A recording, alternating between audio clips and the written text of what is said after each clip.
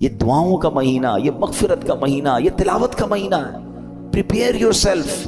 بدقسمتی یہ ہے کہ کچھ لوگ روزے رکھ کر بھی گناہ کر رہے ہوتے ہیں، روزے رکھ کر بھی اللہ کی نافرمانی کر رہے ہوتے ہیں. ایک بات یاد رکھیے، روایتوں میں آتا ہے کہ جو بندہ بھوکا پیاسا رہے، روزہ رکھے اور پھر بھی گناہ سے باز نہ آئے، تو اللہ کو ایسے بھوکا پیاسا رہنے کی کوئی حاجت نہیں ہے. روزہ صرف کھانے پینے سے رکنے کا نام نہیں ہے. آنکھیں حرام دیکھ رہی ہیں اور بندہ روزہ رکھا ہوا ہے، کان حرام سن رہے ہیں اور بندہ روزہ رکھا ہوا ہے، زبان حرام بول رہی ہے اور ہم روزے سے، یہ کون سا روزہ ہے؟ یقیناً کھانے پینے سے رکنا ہے مگر گناہوں سے بھی رکنا ہے. اچھا دیکھیں، رمضان میں گناہوں کی شدت، اس کی سزا کی جو شدت ہے وہ کیوں بڑھ جاتی ہے؟ یعنی میرے اور آپ کی آسانی کے لیے شیطان بند کر دیا گیا، نیکیاں کرنا آسان کر دیا گیا، ثواب کا اجر بڑھا دیا گیا، مگر یہ کیسا بندہ ہے کہ پھر بھی گناہ سے باز نہیں آ رہا؟ آپ سوچ رہے ہیں کہ آپ کی میری فلیکسیبلٹی کے لیے، ہمارے لیے نیکیاں آسان کرنے کے لیے ہمارے دشمن کو بند کر دیا گیا، مگر پھر بھی بندہ گناہ کرتا ہے. اچھا یہاں ایک بڑا دلچسپ سوال بھی لوگوں کے ذہن میں آتا ہے کہ جناب اگر شیطان بند ہے تو بندہ پھر گناہ کیوں کرتا ہے؟ ٹھیک ہے نا، آپ کہہ رہے ہیں شیطان بند ہو جاتا ہے تو لوگ رمضان میں بھی جھوٹ بولتے ہیں، رمضان میں بھی معاذ اللہ فلمیں ڈرامے دیکھ رہے ہوتے ہیں، بدکاری، بے حیائی، بہت سارے برے کام چل رہے ہوتے ہیں، تو یہ کیوں؟ تو علماء نے بڑی پیاری مثال دی ہے. کبھی سائیکل چلائی ہوگی آپ نے، تو فرمایا سائیکل چلاؤ، چلاتے رہیں اور کچھ دیر کے بعد سائیکل کے آپ پیڈل مارنا چھوڑ دیں، مگر سائیکل پھر بھی کافی دیر تک خود چلتی ہے کیونکہ پیڈل آپ نے پیچھے کافی مار لیے تھے.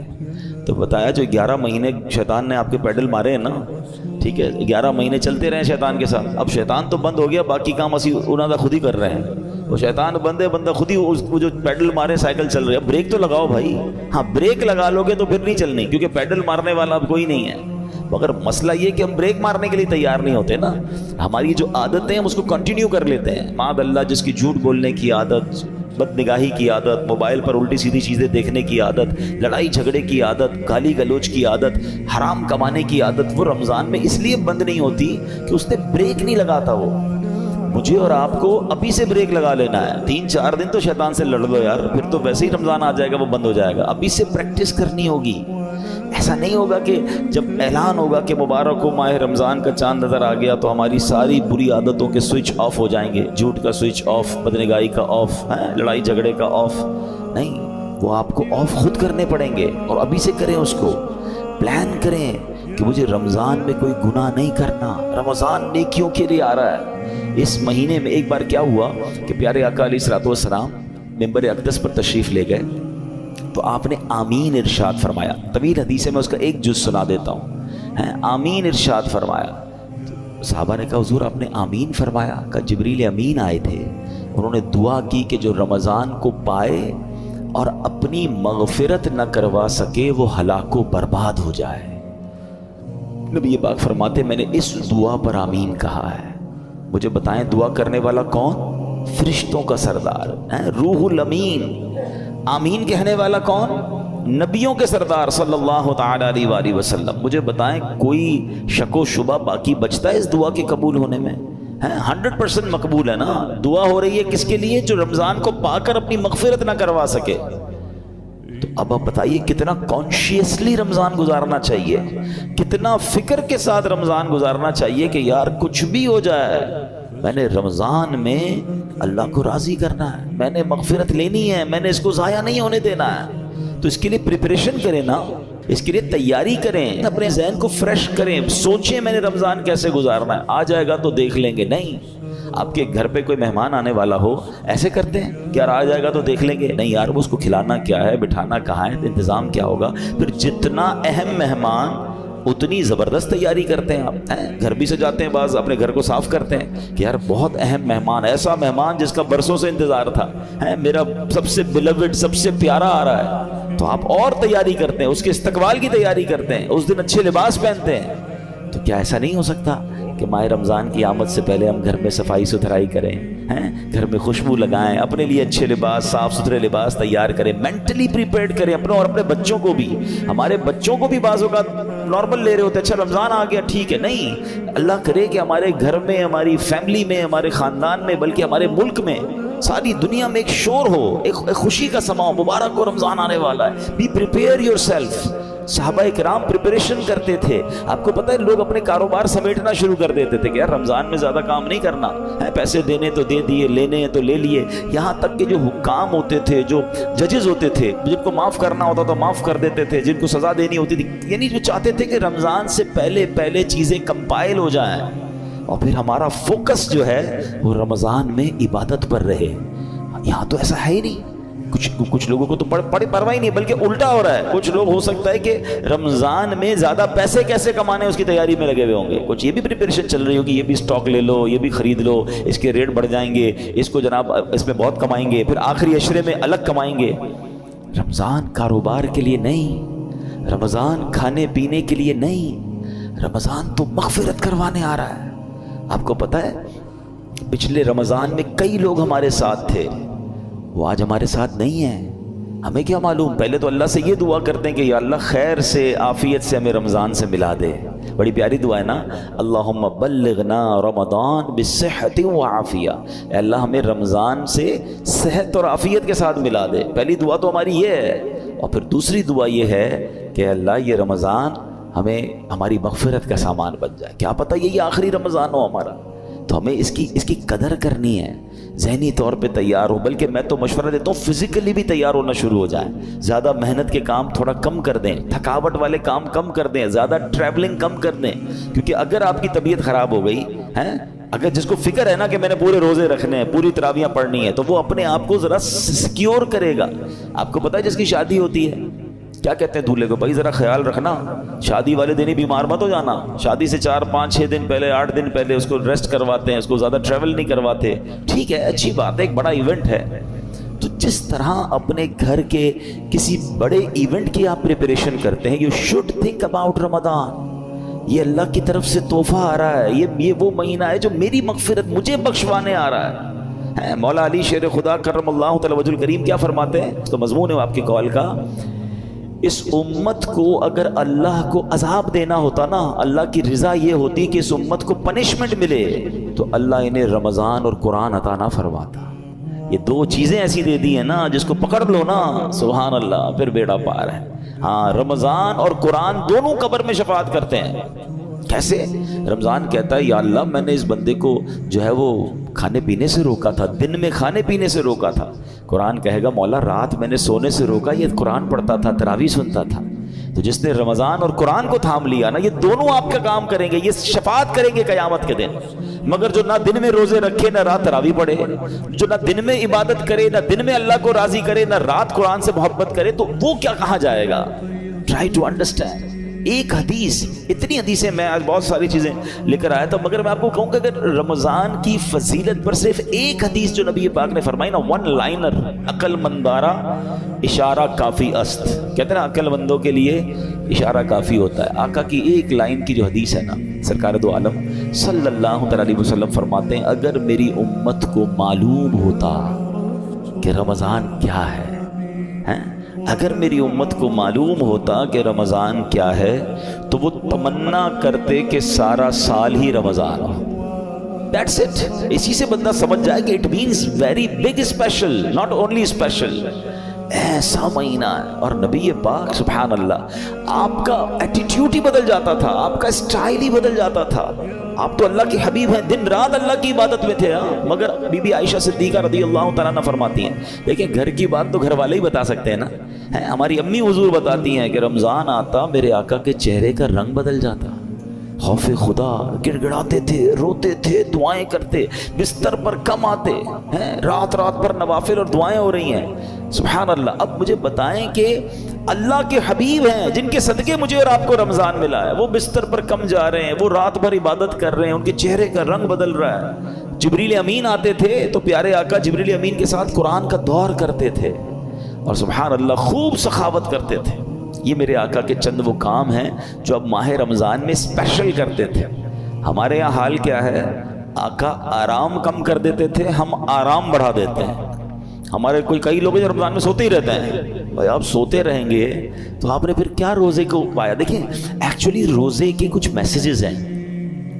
روزہ ایسے رکھنا ہے, ایک تو جیسے میں نے بتایا کہ صرف کھانے پینے سے نہیں, گناہوں سے بھی بچنا ہے. دوسرا آپ کو نکاحت فیل ہو, اس کا ایک مقصود ہے کہ جب عصر کے بعد خاص طور پہ ماشاءاللہ کئی لوگ میں جانتا ہوں، مجھے یہاں بھی نظر آ رہے ہیں، مزدور بھی ہیں ہمارے بھائی، نوکری پیشہ بھائی بھی ہمارے بیان میں آئے ہیں، تو یہ مجھے تو ان پہ یقین کرے رشک آتا ہے، اصل روزہ ہی ان کا ہے۔ ایسے بھی ماشاءاللہ ہیں جو صبح 8-9 بجے سے کام پہ جاتے ہیں اور بھی محنت مزدوری بھی کر رہے ہوتے ہیں اور سبحان اللہ روزہ بھی رکھتے ہیں۔ اللہ ان کے صدقے ہم ناکاروں کا روزہ قبول فرما لے۔ ہم میں کئی وہ ہیں جو ایئر کنڈیشن روم میں بیٹھے رہتے ہیں، کام بھی ہے تو ٹیلی فون پر کام کرنا ہے، نو ڈاؤٹ روزہ ہمارا بھی ہے، لیکن اصل روزہ تو ان کا ہے نا، جو اتنی محنت کر کے بھی روزہ چھوڑتے نہیں ہیں۔ ہاں چھوڑنا نہیں ہے، یہ نہیں کہہ سکتے کہ یار میرا بڑا محنت والا کام ہے، بڑی مزدوری والا کام ہے۔ روزے سے مت کہو میرا کام ہے، کام کو کہو میرا روزہ۔ آپ کام کم کر دیں، تھوڑا کر لیں، مگر روزہ نہیں چھوڑ سکتے۔ تو میں یہ بتانا چاہ رہا تھا کہ آپ نے دیکھا جب آپ کا روزہ ہوتا ہے تو عصر کے وقت بڑی عجیب سی فیلنگ شروع ہو جاتی ہے، کسی چیز کا جی نہیں چاہتا، تھکاوٹ لگ رہی ہوتی ہے، پیاس لگ رہی ہوتی ہے، زیادہ بات کرنے کو جی نہیں چاہتا، غصہ کرنے کو جی نہیں چاہتا، بحث کرنے کو جی نہیں چاہتا۔ کیوں؟ کیونکہ ہماری باڈی میں اب انرجی کم ہو گئی ہے۔ تو اس میں پتہ ہے میسج کیا ہے؟ اے بندے تیری اوقات یہ ہے۔ یہ اصل اوقات جو پتہ چلتی ہے نا، جو کرو فر جاہو جلال کے ساتھ بہت زیادہ دھوم مچا رہے ہوتے ہیں، ان کو افطار سے پہلے اپنی پوزیشن خود چیک کرنی چاہیے کہ ابھی کیا حال ہے۔ اور یہ صرف 12-15 گھنٹوں کی مار ہے۔ اللہ پاک چاہے تو تمہیں ساری زندگی ایسے رکھ سکتا ہے نا، افطار کے بعد سیٹ ہو جاتے ہو، لیکن یہ افطار سے پہلے کی کیفیت عاجزی کی کیفیت ہے۔ بندہ سمجھے کہ یہ میری اوقات ہے۔ دیکھیں اللہ کرے میسج لینے والے بنے ہم، ورنہ نہیں لینے والے تو کچھ نہیں لیتے۔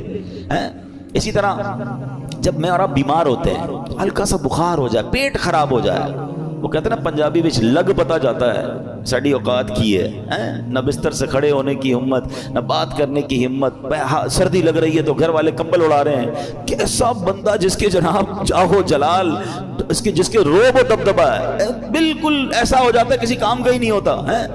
لیکن بات یہ کہ اس سے بندہ میسج تو لے کہ یہ میری اوقات یار، ایک بخار، ایک پیٹ کا درد، ایک جناب گڑبڑ ہوئی طبیعت میں، بالکل میں تو 1 2 3 ہو گیا، تو میسج لو اس سے کہ یہ میری اوقات ہے۔ میں کس بات کا جناب اتراتا ہوں، کس بات کا کرتا ہوں، میرا رب چاہے تو ساری میری انرجی مجھ سے واپس لے سکتا ہے۔ پھر روزے میں افطار سے پہلے ایک اور میسج لینا ہے۔ وہ میسج یہ ہے کہ ہمیں یہ پتا چلتا ہے کہ بھوک کیسا بندے کو توڑ دیتی ہے۔ ہمیں پتہ ہے ہم افطار کے بعد کھانا کھا لیں گے، مگر کئی بیچارے وہ ہوتے ہیں جو سارا سال بھوکے ہیں، کئی بار مہینے میں جن کے گھر میں روٹی نہیں پکتی ہے، ان کا تو گویا روز ہی روزہ ہے نا، وہ تو روز اس کمزوری سے گزر رہے ہیں۔ کئی بچے ہیں جن کو پورا کھانا نہیں مل رہا۔ پاکستان کی تو رپورٹ آئی تھی کہ کئی بچے جن کو پراپر نیوٹریشن ہی نہیں ملتا، وہ بڑے نہیں ہو پاتے، ان کی نشو نما ہی نہیں ہو پا رہی، کیونکہ نہ ان کو پروٹین مل رہا ہے، نہ ان کو دودھ مل رہا ہے، نہ ان کو غذا مل رہی ہے۔ تو جو امیر بھی ہے نا، اس کو بھی مزہ چکھا دیا گیا ہے، اس کو بھی سمجھ لو غریب کا احساس دلایا گیا ہے کہ افطار سے پہلے اپنی حیثیت دیکھو، کہ جو تم اب اس وقت فیل کر رہے ہو سکتا ہے کئی لوگ ایسے ہوں جو ساری زندگی یہ فیل کر رہے ہیں۔ تو اللہ کرے کہ یہ میسیجز تو لینا یار۔ تو یہ ہے روزے کی اصل، جس کو کہنا کہ بندہ گناہ سے بھی بچ رہا ہے، کھانے پینے سے بھی بچ رہا ہے۔ اب افطار کے وقت ہاتھ اٹھا کر پھر دعا کرنی ہے۔ آپ کو پتہ ہے خاص وقت ہے افطار کا، حدیثوں میں آتا ہے جس کا مضمون ہے کہ روزانہ رمضان میں افطار کے وقت 10 لاکھ گناہ گاروں کو جہنم سے آزاد کر دیا جاتا ہے۔ اور وہ 10 لاکھ کون سے ہیں؟ کہ جن پر گناہوں کی وجہ سے جہنم واجب ہو چکا تھا۔ مجھے سچ بتاؤ پھر افطار کے وقت ہماری کیفیت کیا ہونی چاہیے؟ کاش ہم اپنے گھر والوں کو بات سمجھائیں۔ ہمارے گھر میں تو ایک ہنگامہ مچا ہوا ہوتا ہے، بھائی جلدی سے شربت لے آؤ، تو پکوڑے کدھر ہیں، تو دہی بلے کدھر ہیں، پتہ نہیں افطار ہے یا کوئی مارکا ہے۔ ارے یہ مغفرت کا وقت ہے۔ اگر واقعی آپ نے افطار کا انتظام کرنا بھی ہے تو اپنی فیملی سے بھی، ان بیچاروں کو بھی کچن سے نکالیں، ان کو کہیں 10 منٹ پہلے ختم کر دیں، سب کچھ دسترخوان پہ رکھ دیں اور آپ بھی آ جائیں، اب مل کے دعا کرتے ہیں۔ کتنا اچھا گھر ہوگا، کتنا اچھا دسترخوان ہوگا کہ باپ بھی بیٹھا ہے، ماں بھی بیٹھی ہے، بچے بھی بیٹھے ہیں اور سب کے ہاتھ اٹھے ہیں کہ مولا آج پھر افطار میں 10 لاکھ بخشے جائیں گے، اے اللہ ہماری بخشش فرما دے، ہمیں محروم نہ کیجیے۔ اور کراچی والوں کو تو گولڈن چانس یہ ملتا ہے کہ جس وقت ہمارے افطار کا وقت ہوتا ہے، عین اسی وقت، یعنی اس سے 15-20 منٹ آدھا گھنٹہ پہلے مدنی چینل پر شاندار دعاؤں کا سلسلہ ہوتا ہے۔ آپ اپنے گھر والوں کے ساتھ مدنی چینل پر شامل ہو جائیں، وہ دعائیں ہو رہی ہیں، آہیں ہیں، آنسو ہیں، اللہ کے ولی اور پھر ہزاروں لوگ اعتکاف میں پورے مہینے کے رمضان میں فیضان مدینہ میں ہوتے ہیں، تو نہ جانے کس کی آمین کے صدقے ہمارا بیڑا پار ہو جائے۔ بلکہ میں تو ایک مشورہ دوں گا کراچی والوں کو کہ کچھ افطار فیضان مدینہ میں جا کر کریں۔ آپ کو بہت ساری فرائز نہیں ملیں گی وہاں پر، بہت خوبصورت فروٹ کی ٹرے نہیں ملے گی، مگر روحانی آپ کو بہت کچھ ملے گا۔ وہاں فیضان مدینہ میں یہ اہتمام ہی نہیں ہوتا، وہاں پانی کی بوتل دے دی جاتی ہے، ایک آدھ دو کیلے دے دیے جاتے ہیں، اس کے بھی پیچھے بھی امیر اہل سنت کی بڑی پیاری حکمت ہے۔ اللہ کرے ہم کو سمجھ آ جائے کہ افطار سے پہلے جس نے سموسے بھی کھانے ہیں، کباب بھی کھانی، پیاز بھی اس میں ڈلی ہوئی ہے، اور اس کے بعد نماز بھی مغرب کی پڑھنی ہے، تو منہ سے بدبو نہیں آئے گی۔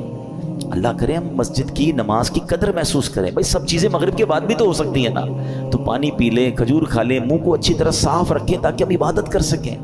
تو یہ ایکچول دعا کا وقت ہے۔ تو میں مشورہ دوں گا کہ آپ عصر کے بعد فیضان مدینہ چلے جایا کریں، جب جب جا سکیں وہاں افطار کریں، پھر گھر آ کے جو کھانا ہے کھائیں بھائی، لیکن وہ جو وقت ہے مغفرت کا، وہ جو وقت ہے دعاؤں کا، اس کو ضائع مت ہونے دینا۔ اور یہ رمضان میں یہ موقع آتا ہے، تو آپ گھر میں دعا کریں، مدنی چینل پر شامل ہو جائیں، جیسے بھی کریں، مگر اس وقت کو خاص سمجھیں۔ بٹ رہا ہے، مغفرت کے پروانے بٹ رہے ہیں۔ اور اسی طرح جیسے ہم نے بیان میں کہا آخری بات کہ ماہ رمضان میں گناہ نہیں کرنا۔ حدیث پاک میں آتا ہے جس کا مضمون ہے جو رمضان میں ایک گناہ کرے اس کے 1 سال کے اعمال برباد کر دیے جاتے ہیں۔ مولا علی شیر خدا کرم اللہ تعالی وجہ الکریم نے ایک قبر کو دیکھا، آپ اللہ کے ولی تھے، بہت بڑے صحابی بھی ہیں، تو آپ نے دیکھا اس قبر والے کو عذاب ہو رہا ہے، اور وہ قبر والا پکار رہا ہے، اے علی میں آگ میں جلایا جا رہا ہوں، مجھے الٹا پلٹا جا رہا ہے، مجھے بچاؤ۔ مولا علی شیر خدا کرم اللہ تعالی وجہ الکریم نے اللہ کی بارگاہ میں دعا کی کہ مولا یہ بندہ جل رہا ہے، اسے نجات دے دے۔ تو ارشاد ہوا اے علی آپ اس کی سفارش نہ کریں۔ تو عرض کرتے مولا میں سفارش نہ کروں، وجہ کیا ہے؟ کہا اے علی یہ وہ بندہ ہے جو دن میں تو روزے رکھتا تھا مگر رات گناہوں سے باز نہیں آتا تھا۔ اب بتائیں دن میں روزے رکھ کر رات گناہ کرنے والے کو یہ عذاب دیا جا رہا ہے، تو جو روزے بھی نہیں رکھ رہا اس کا کیا حال ہوگا؟ تو رمضان میں نیکیوں کا اجر واقعی بڑھ جاتا ہے، مگر گناہ کا عذاب بھی بڑھا دیا جاتا ہے، کیونکہ یہ مہینہ گناہ کرنے کے لیے نہیں ہے، یہ اللہ کا مہینہ ہے۔ ابھی تک رمضان کی راتوں میں کوئی کرکٹ کھیل رہا ہے، کوئی لوگوں کی نیندیں خراب کر رہے ہیں، غلط کاموں میں لگے ہوئے، نہ کریں ایسا۔ آپ کو پتہ ہے نبی پاک صلی اللہ تعالیٰ علیہ وسلم کی ایک بڑی مشہور دعا ہے، آپ کا تو بخشائے ہیں نا، ان کے صدقے ہم بخشے جائیں گے، مگر نبی پاک کی دعا سنو، یا مقلب القلوب ثبت قلبی علی دینک، اے دلوں کو پھیرنے والے اپنے دین پر مجھے ثابت قدمی عطا کر۔ یہ میرے آقا کی دعا ہے۔ ہم نے کبھی دعا کی یا اللہ ایمان سلامت رکھیو، یا اللہ موت میں مروں تو ایمان کے ساتھ جاؤں، مجھے لمحہ بھر جہنم میں نہ ڈالنا۔ بہت سارے غوث پاک کے چاہنے والے بیٹھے ہوں گے، قادریوں سنو، پیران پیر دستگیر سیدی غوث اعظم کیا فرماتے؟ عید کا دن تھا، لوگ خوشیاں منا رہے تھے، نیو ایئر منانے والوں سنو، برتھ ڈے پر ناچنے والوں سنو، غوث پاک کہتے ہیں آج عید کا دن ہے، عید کا دن ہے۔ عبد القادر کے لیے عید کا دن وہ ہوگا جب اپنا ایمان سلامت لے کر دنیا سے جائے گا۔ حضرت شیخ عبد القادر جیلانی کا یہ عالم ہے۔ عمر فاروق رضی اللہ تعالیٰ عنہ خلیفۃ المسلمین امیر المومنین، وہ عمر ہے، حضرت عمر کا مرتبہ یہ ہے کہ میرے آقا فرماتے میرے بعد کوئی نبی ہوتا تو عمر ہوتا۔ عمر جس گلی سے گزر جائے اس گلی سے شیطان نہیں گزرتا، یہ مرتبہ قطعی جنتی گارنٹیڈ۔ مگر عید کے دن مدینے والوں نے کہا چلو حضرت عمر سے ملتے ہیں، ان کو بھی مبارکباد دیتے ہیں۔ حضرت عمر کا گھر کا دروازہ کھٹکھٹایا گیا، دروازہ کھلتا ہے، حضرت عمر باہر آتے ہیں، آنکھوں میں آنسو ہیں۔ لوگ حیران، اے عمر آج تو عید کا دن ہے، آج آنکھوں میں آنسو کیسے؟ حضرت عمر کہتے ہیں عید تو ان لوگوں کے لیے ہے جن کے روزے قبول ہو گئے، جن کی نمازیں قبول ہو گئی۔ عمر نہیں جانتا کہ اس کی عبادتیں مقبول ہوئیں یا منہ پر مار دی گئی۔ یہ حضرت عمر، یہ غوث اعظم۔ میں اور آپ تو گناہوں کے انبار ہیں سر پر، مگر کوئی شرمندگی نہیں ہے، کوئی ٹینشن نہیں ہے، کوئی دعا نہیں ہے، کوئی جس کو کہیں جھرجھری آ جائے کہ یار بنے گا کیا میرا، مزے ہیں، گل چھڑ رہے ہیں، پلاننگز ہیں، آج کدھر گھومنے چلنا ہے، سنڈے کو کدھر چلنا ہے، آؤٹنگ کدھر کرنی ہے، چھٹیوں میں کیا کرنا ہے، پورے دن میں نماز پڑھنی ہے کہ نہیں، اس کی کوئی پلاننگ نہیں۔ سوچئے، خدا کے واسطے سوچئے، ہم سب کو مرنا ہے، یہ وہ حقیقت ہے جس سے انکار نہیں کیا جا سکتا۔ موت ایک ایسی حقیقت ہے کہ دنیا کا ہر مذہب، دنیا کی ہر قوم اس کو مانتی ہے کہ مرنا پڑے گا، کسی کو اس سے کوئی جس کو کہیں فرار نہیں ہے۔ میں آج بیان کے آخر میں آپ کو سرور کائنات علیہ الصلوۃ والسلام کی حدیث سنانا چاہتا ہوں. یقین کریں میرے آقا کے سارے ہی فرمان بڑے نرالے ہیں، بڑے پیارے ہیں، ایک ایک لفظ موتی کی مانند ہے. وہ کہتے ہیں نا کوزے میں دریا کو بند کر دینا، میرے آقا تو پورا سمندر بند فرما دیتے. سنو نبی پاک کی حدیث، چند لائنیں ہیں مگر زندگی کا اصول بیان کر دیا. آقا فرماتے ہیں اغتنم خمسن قبل خمسن، 5 چیزوں کو 5 چیزوں سے پہلے غنیمت جانا. وہ کون سی 5 ہیں؟ غور سے سنیے. فرماتے ہیں شبابک قبل حرمک، جوانی کو بڑھاپے سے پہلے غنیمت جانا. بہت سارے میرے سامنے جوان بیٹھے، مدنی چینل پر نوجوان سن رہے ہوں گے. بندہ کہتا ہے جوانی تو دیوانی ہوتی ہے، مزے کرو. یقین کرو یہ بڑی نعمت ہے. پوچھو ان بوڑھوں سے، اب نہیں ہے وہ ہمت جو پہلے تھی. اب بیماریاں آ گئی ہیں. اللہ نے جوانی دی ہے، پیر سلامت دیے ہیں، پیروں پہ کھڑے ہو کے نماز پڑھ لو، پھر بیٹھ کر بھی مشکل ہو جائے. اللہ نے جوانی دی ہے، زیادہ روزے رکھ لو. اللہ نے جوانی دی ہے، اس جوانی میں خوب دین کی خدمت کر لو. بوڑھے کہتے ہیں ہم کو کہ یار ہم بھی اب ہمت نہیں رہی، ورنہ ہم بھی مدنی قافلوں میں جاتے رہے، ہم بھی آپ کے ساتھ دین کی خدمت کرتے، اب تو جناب تھک جاتے ہیں. اے جوانوں، اس دن سے پہلے عبادت کر لو جب یہ اعضاء ساتھ دینا چھوڑ دیں. ملتے ہیں لوگ کہتے ہیں پیروں میں ہمت نہیں، تراویح نہیں پڑھی جاتی. جب ہمت تھی تو کیوں نہیں پڑھی؟ اے میرے جوانوں سنو، یہ جوانی عیاشی کے لیے نہیں، اللہ کی نافرمانی کے لیے نہیں دی گئی. جوانی کی جو توبہ ہے نا، یہ ولیوں کا پیشہ ہے، ولیوں کا طریقہ، انبیاء کا طریقہ. مفتی اعظم ہند مصطفی رضا خان صاحب نوری جو اعلیٰ حضرت کے بیٹے ہیں، شہزادے ہیں، فرماتے ہیں کہ ریاضت کے یہی دن ہیں، بڑھاپے میں کہاں ہمت. ریاضت کے یہی دن ہیں، بڑھاپے میں کہاں ہمت. جو کچھ کرنا ہے اب کر لو، ابھی نوری جوان تم ہو، ابھی کر لو. لیکن لوگ اسی جوانی میں اللہ کو ناراض کرتے ہیں. اے میرے میٹھے اسلامی بھائیوں، ایک بزرگ کے بارے میں آتا ہے، ان کی عمر 100 سال کے قریب ہو گئی. ان کی آنکھیں بھی صحیح تھیں، کان بھی صحیح، زبان بھی ٹھیک، سارے اعضاء سلامت. کسی نے کہا حضرت یہ کیسے 100 سال میں تو بندہ ڈھل جاتا ہے؟ بڑی کمال کی بات کہی انہوں نے. فرماتے جوانی میں میں نے اپنے یہ اعضاء رب کی نافرمانی میں نہیں گزارے، اللہ نے بڑھاپے میں میرے اعضاء کو حفاظت سے رکھا ہے. یہ آنکھیں حرام میں نہیں دکھائی تھی میں نے، یہ کان حرام میں نہیں سنے، اللہ نے بڑھاپے میں بھی یہ چیزیں میری سلامت رکھی. اگر بڑھاپا اچھا چاہتے ہو نا تو جوانی میں اللہ کو یاد رکھو. جوانی میں رب کو ناراض کرو گے، بڑھاپے میں کچھ بھی نہیں بچنا. اول تو بڑھاپا آئے گا نہیں آئے گا اس کی گارنٹی نہیں ہے. اب سنو، 5 چیزیں تھی نا. پہلی کیا ہے؟ بڑھاپے سے پہلے جوانی کو غنیمت جانے. آقا فرماتے ہیں وَصِحَّتَكَ قَبْلَ سَقَمِكَ، صحت کو بیماری سے پہلے غنیمت جانا. اگر آج اللہ نے صحت دی ہے نا، پوچھو ان سے جو ہاسپٹل میں پڑے ہیں. میں نے بھی تو آپ کو ایک مریض کی بات بتائی نا، 52 ایئرز میں ختم. پتہ نہیں کب ہمارے ساتھ کیا ہو جائے. اللہ ہمیں ہمیشہ محفوظ رکھے بیماریوں سے، ہاسپٹل کے، عدالتوں کے، جیلوں کے چکروں سے محفوظ رکھے. مگر بیمار بھی تو ہوتے ہی ہیں نا لوگ. کسی کے ڈائلسس ہو رہے ہیں، کہ شوگر کا مریض ہو گیا، کوئی بلڈ پریشر کا، کسی کوئی کھا بھی نہیں سکتا. ابھی پچھلے دنوں کی بات ہے، ہمارے ایک بہت اچھے دوست ہیں، وہ ایک بلینر کی بات بتا رہے تھے. ملینر سے یعنی اربوں پتی شخص، کہتے بہت بڑی پارٹی ہے، بہت بڑا بزنس ہے. وہ بزنس مین سے ملاقات ہوئی ان کی، کہتے ہیں یار اس کی شاپ، اس کی جو آفس تھی، اس کے باہر فٹ پاتھ پر ایک بندہ روٹی کے اوپر ڈال ڈال کر کھا رہا تھا. تو وہ اربوں پتی شخص کہتا ہے یار یہ کتنا خوش نصیب ہے. دال کھانے والے کو کہہ رہا ہے یار یہ اپنے ہاتھ سے جو چاہتا ہے کھا لیتا ہے. اس اربوں پتی شخص کو بیماری تھی کہ وہ 1 گلاس پانی بھی روز نہیں پی سکتا. اس کے گردوں میں ایسا پرابلم تھا کہ ڈاکٹر کہتے تھوڑا تھوڑا پانی پینا ہے. کہا یہ کتنا خوش نصیب ہے کہ بیٹھ کے فٹ پاتھ پہ مزے سے دال روٹی کھا رہا ہے. یہ ہے بیماری. پیسوں سے صحت نہیں ملتی. جس کے پاس صحت ہے وہ اربوں پتی ہے، اس سے بڑا خوشحال کوئی نہیں. جب جیسے چاہو چلتے ہو، پوچھو لنگڑے سے کیسے گزرتی ہے زندگی.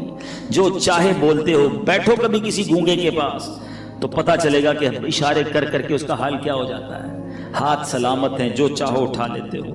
نہیں ہے ہاتھ، اس سے پوچھو.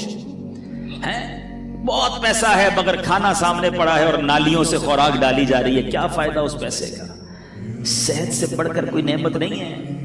مگر یہ صحت اللہ نے اس لیے دی کہ اس کی نافرمانی کی جائے. تم اللہ کا شکر ادا کرو، صحت میں نیکیاں کرو، وہ رب تمہیں بیماریوں سے محفوظ رکھے گا. آگے سنو، میرے آقا فرماتے ہیں 5 چیزیں تھی نا، 2 ہو گئیں. پھر فرمایا وَغِنَاكَ قَبْلَ فَقْرِكَ، آقا فرماتے ہیں مالداری کو فقیری سے پہلے غنیمت جانو. جتنے پیسے والے بیٹھے ہیں جن کو اللہ نے اچھا نوازا ہے، ویسے ہم ساری پیسے والے، یہ بھی بتا رہا ہوں، یہ بھی عجیب یہ سوچ یہ سوچتا چھوڑ دو میں غریب ہوں، میں بڑا امیر و کبیر ہوں، شہ دو سرا کا فقیر ہوں، میں کیوں غریب ہوں بھائی؟ مالداروں نہ اتراؤ تم مال پر، ان کا منگتا تونگر مدینے میں. آپ کہیں گے یار شعر بول کے ہماری غربت ہی غائب کر دی. چلو میں آپ کو لاجیکلی بھی آپ کی غربت غائب کر دیتا ہوں. ہاں دلیل کے طور پہ غربت آپ کی ختم. آپ خود کہو گے میں مالدار ہوں.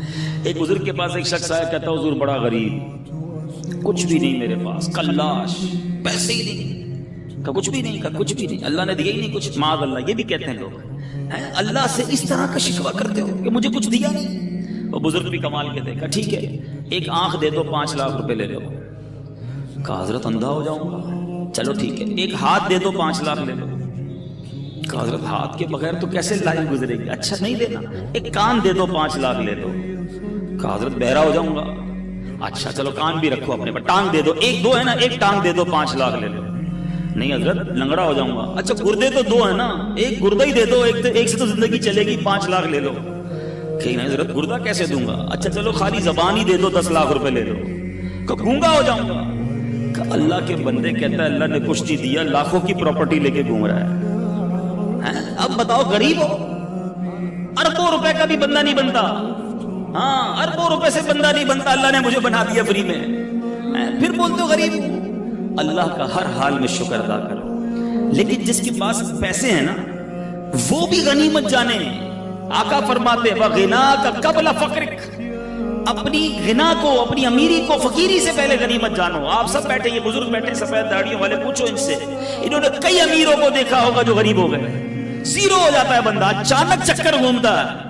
اور ان امیروں کو بھی ہم نے دیکھا وہ سر پکڑ کے کہتے ہیں یار بڑا پیسہ تھا اس زمانے میں، کاش مسجد بنا لیتا، کاش اس وقت پیسہ اللہ کی راہ میں دیتا، میں خوب دین کا کام کرتا. بھائی ابھی کر لو نا جس کے پاس ہے. یہ شیطان ہے جو تمہیں کہتا ہے ابھی اگلا کاروبار سیٹ ہو جائے پھر اللہ کی راہ میں دوں گا. کئی لوگوں نے کئی سالوں کی زکات روکی ہوتی ہے. معاذ اللہ، حرام، جہنم میں لے جانے والا کام. آپ گناہگار ہو رہے ہیں. بندہ کہتا ہے یار ابھی نکالوں گا تو بہت پیسے نکل جائیں گے، بس فیکٹری لگا لو پھر 2 سال کے ایک ساتھ نکال دوں گا. اچانک کوئی پرابلم آتی ہے، بندہ خود زکات لینے والا بن جاتا ہے. نہ کرو ایسا. جس کو اللہ نے دیا ہے جمع کروا دو. یہ جملہ یاد رکھنا جو میں کہہ رہا ہوں، اپنے ہی اکاؤنٹ میں جمع کروا دو. آپ یہاں کمیٹی ڈالی جاتی ہے حیدرآباد میں، BC، ہم کمیٹی بھی کہتے ہیں. ایسے کیوں ڈالتے ہو یار؟ تھوڑے تھوڑے جمع ہو جائیں گے، کبھی بچوں کی شادی میں کسی کام میں کام آئیں گے. ایسا ہی ہے یہ جو اللہ کی راہ میں خرچ کرنا ہے نا، یہ مدنی کمیٹی ہے. ہاں جمع کرواتے جاؤ، آخرت میں ملٹی پلائی ہو کر ملیں گے. اور یہ میں نہیں کہہ رہا، حدیث قدسی سناتا ہوں. اللہ کے حبیب فرماتے ہیں کہ رب ارشاد فرماتا ہے، اس کا مضمون یہ ہے، اے ابن آدم، سنو الفاظ، سننا ایمان تازہ ہو جائے گا. ادھر ادھر کی انشورنس کرانے والوں سنو. اللہ فرماتا ہے اے ابن آدم اپنا مال میرے پاس جمع کروا دے. اللہ فرما رہا ہے، مال بھی اللہ کا ہے، پھر بھی فرماتا ہے تیرا مال میرے پاس جمع کروا دے. نہ جلے گا، نہ ڈوبے گا، نہ کم ہوگا. گارنٹی دیکھو، نہ جلے گا، نہ ڈوبے گا، نہ کم ہوگا، بلکہ میں تجھے اس دن لوٹاؤں گا جب تجھے ایک ایک نیکی کی ضرورت ہوگی. یا تو میرے اکاؤنٹ میں جمع ہو گیا نا، جتنا دوں گا جمع ہو رہا ہے. عقل مند ہے وہ شخص، یقین کریں عقل مند ہے. لوگ 2.5% زکات نکال کے بریک لگا دیتے ہیں کہ دے دی نا بھائی. اسلامی بھائی کو جواب دیتے ہیں بھائی اس سال کی زکات پوری ہو گئی، اگلے سال آنا. وہ اللہ کے بندو، اللہ نے دینا بند کر دیا، وہ دیے جا رہا ہے، تم بھی دیے جاؤ. روایتوں کا مضمون ہے گن گن کر خرچ نہ کرو، ورنہ وہ رب کریم بھی تمہیں گن گن کر عطا فرمائے گا. جب تو بغیر گنے دیے جا رہا ہے تم بھی دیتے جاؤ. تم دے کر احسان نہیں کر رہے. تو بہرحال اللہ کرے کہ ہم اپنے اس مہینے کی قدر کرنے میں کامیاب ہو جائیں. دعوت اسلامی کے زیر انتظام مدنی چینل پر بھی بہت خوبصورت پروگرامز آتے ہیں. جب جب آپ کو وقت ملے آپ مدنی چینل دیکھنا شروع کر دیں. علم دین سیکھ رہے ہوں گے، دعائیں ہو رہی ہوں گی تو اس کی برکتیں حاصل ہوں گی. اللہ پاک ہمیں عمل کرنے کی توفیق عطا فرمائے. آمین بجاہ النبی الامین صلی اللہ تعالی علیہ وسلم.